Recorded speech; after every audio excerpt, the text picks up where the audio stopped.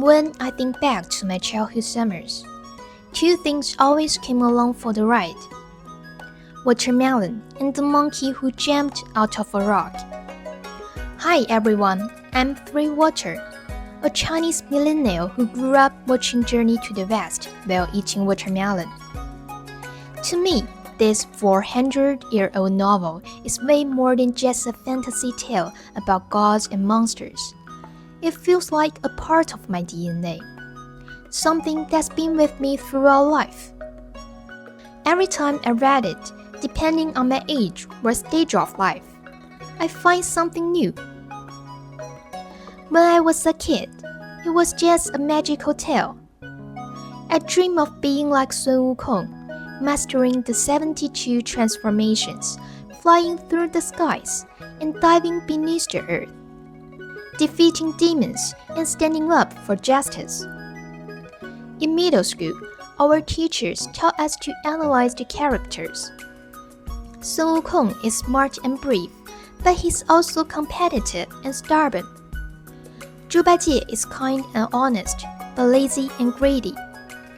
Tripitaka is generous and caring, but often can't tell right from wrong.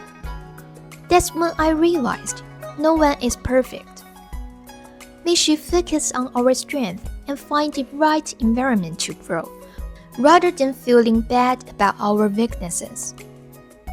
Later, when I entered the workplace, Journey to the West started to feel like a reflection of real-life office dynamics.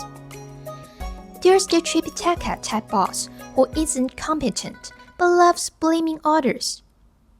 The Zhu Bajie type teammate, lazy, flake, always trying to look good.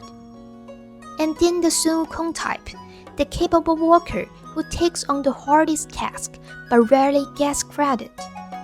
It's like this classic story shows up everywhere in daily life.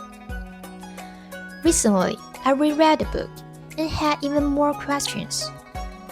Why is Tripitaka, clearly the weakest, chosen to lead? Sun Wukong can travel 54,000 kilometers in one flip of his somersault cloud. Why does he have to walk the whole journey? Zhu Bajie and Sha Wujing aren't exactly strong fighters. Why not bring stronger teammates?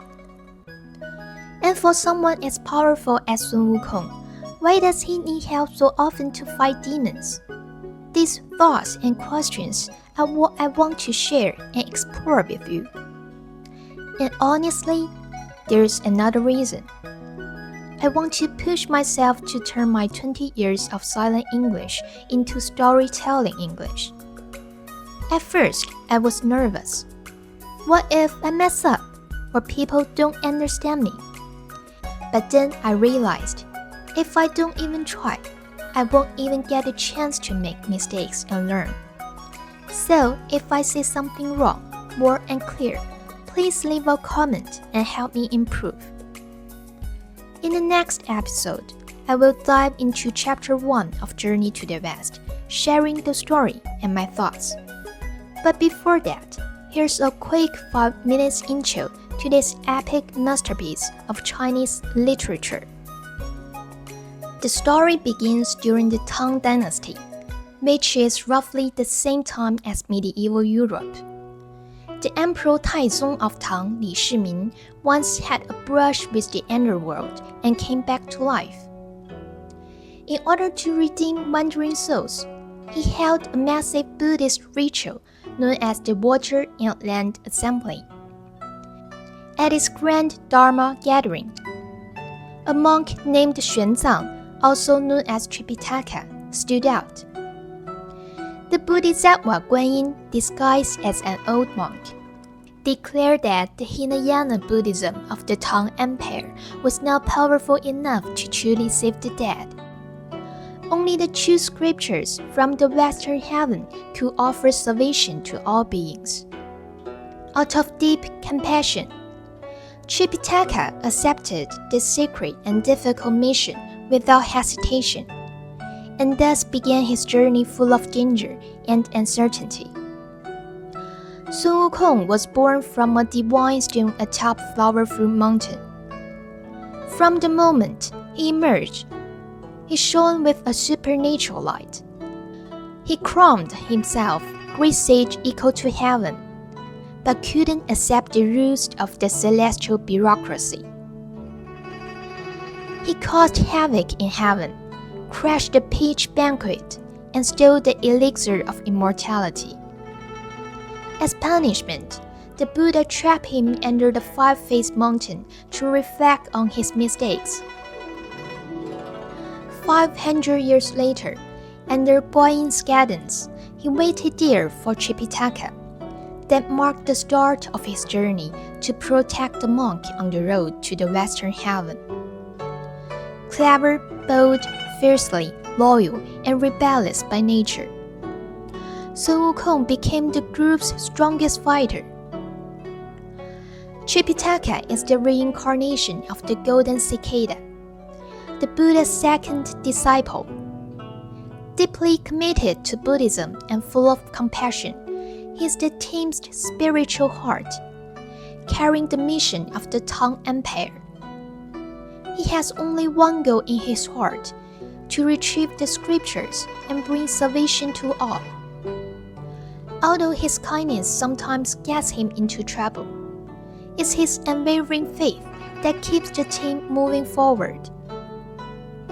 Zhu Bajie was once Marshal Tianpeng in heaven, but after getting drunk and harassing the moon maiden Chang'e, he was banished to the human world and reborn into a pig's body.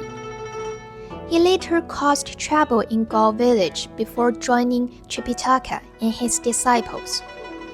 Zhu Bajie is simple and warm-hearted, but he's also lazy, greedy, and often tries to sneak out of hard work. Still, he's a loyal companion, and at crucial moments, he will step up. His presence brings humor and charm to the journey. Shan Wujing was once the curtain-lifting general in heaven, but he accidentally shattered a crystal goblet at the peach banquet and was banished to the flowing sand river. Guided by Guan Yin, he waited there for the scripture pilgrim. Shan Wujing is honest, loyal, and quietly takes on all the team's chores. He never complains, always carries the luggage, and walks behind the others, speaking little, but every word he says is sincere. He's the group's quiet anchor and a steady source of strength. The journey to the west was full of danger. 81 trials in total. Each ordeal tested their courage and faith, and with every challenge, they grew stronger. After 14 long years, the four companions finally reached Virtual Peak in the Western Heaven, met the Buddha, and obtained the scriptures. Their journey was complete. Though Journey to the West is a fantasy novel, the wisdom within gives us a lot to think about. No matter how hard things got, the four pilgrims never gave up. That's the power of faith and persistence. In the end, the true scripture wasn't just waiting at the top of the mountain. It was in every step they took, every demon they defeated, and every lesson they learned along the way. Thank you for staying with me until the end. I hope you've enjoyed this tale and might give you some new thoughts or inspiration in your own life. In the next episode, we will explore something that's been on my mind: how Sun Wukong was born, how he discovered the water curtain cave, and why he set out to seek a master and learn the Tao. If you enjoy the story of these four pilgrims and want to explore more together, please subscribe my channel and like this video. Let me know in the comments what's been bothering you lately. I hope my upcoming videos can bring you a bit of peace and inspiration.